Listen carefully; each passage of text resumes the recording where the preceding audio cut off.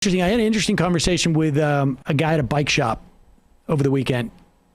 He said that his distributor cannot get so much material for bikes because, and part of it he attributed to prior to COVID, the trade war that Donald Trump had engaged in, that the Chinese were basically slowing down the supply lines. And he said then COVID exacerbated it. But one thing that he noticed, his distributor doesn't have X, Y, or Z, these special type of tires or these, these brakes or whatever it is. Amazon has all of them. And he said, he tried to get this one set of tires. He couldn't get it from his distributor. The distributor had like 10 different factories, didn't have any of it. He went on Amazon and he just wanted to see if he could go through with it, like and order 40 or 50 of these things. And they had them. This is a problem of monopoly. Mm-hmm. We have two different things going on here. We have all of this disruption that is, or really three different, all the disruption that COVID, has created, shutdowns here, shutdowns there, because our supply lines are so long. If it's something shuts down in Thailand for a week or the Philippines or in China, that's going to impact and it's going to work its way through the system. The other is all the shipping containers were sent far flung around the world and they're too expensive to come back now because they're sent to places that don't export stuff. And then the third is monopoly. You've got people who are using this opportunity to use their buying power, really in monopsony, using their buying power to essentially hoard stuff and try and knock other people out of business. But Fox and friends, they think it's something else. Here is Steve Doocy, Ainsley Earhart, and Brian Kilmeade. They're convinced it's because people are getting unemployment.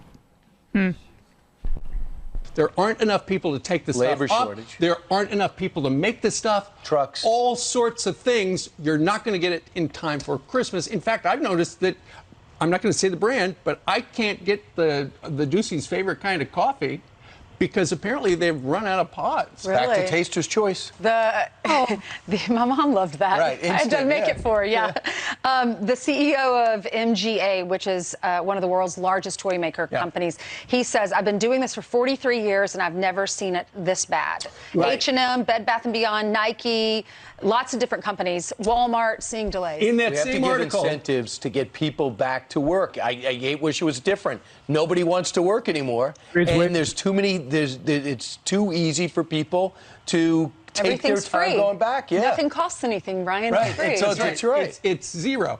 The problem is these shortages are all over the world. They're not just here in the United States.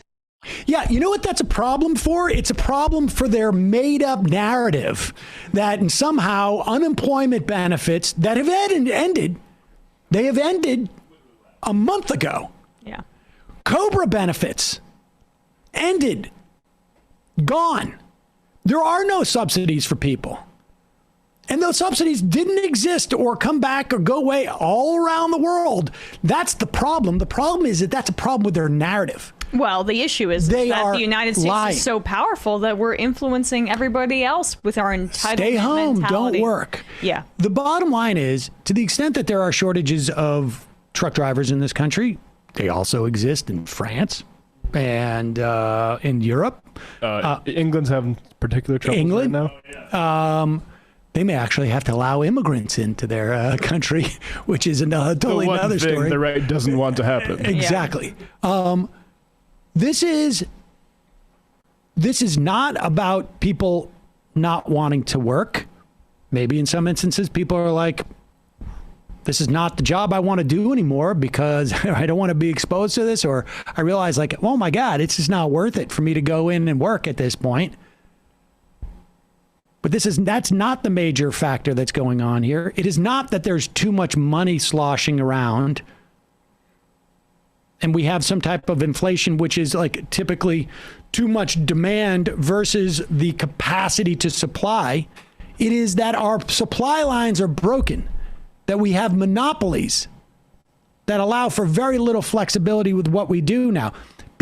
All it takes is one company, one distributor to not have this stuff. And because we've had such consolidation in industries, you don't have any other people who have any other access to it. And even for the minor problem that they're alluding to there, I mean, I think there's a hesitancy by the left to like point. There are some studies, not every study, but some studies that show that unemployment benefits did prevent some people or give other people an option from going back to a job that they may have not wanted to do anymore, that may have been dangerous. That's good, right? We are the richest country in the world, and so people should be allowed, or every country should be allowed to do this, but we have the leeway to be able to do so. What the pandemic did for a lot of workers, it allowed people to understand the value of their labor. When we're talking about essential workers and non-essential workers, what is the concept of essential work? People grappled with that and understood that maybe this wasn't their work if they were essential workers, that they were being undervalued, or that they didn't feel their work was essential and they wanted to do something else.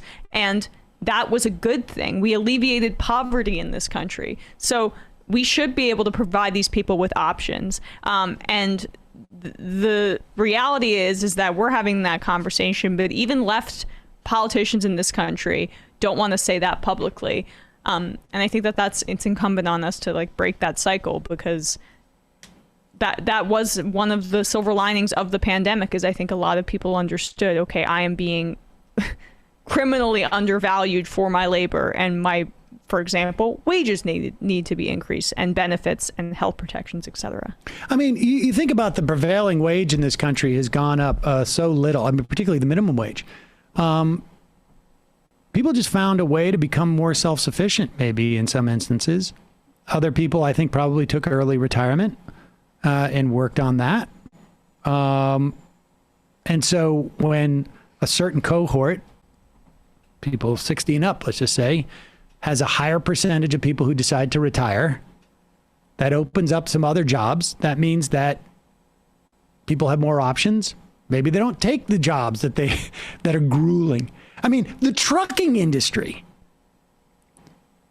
3 years ago, to be an independent trucker, you were getting crushed in this country. Yeah. You were getting crushed. And I think a lot of people just said, I'll find something else to do.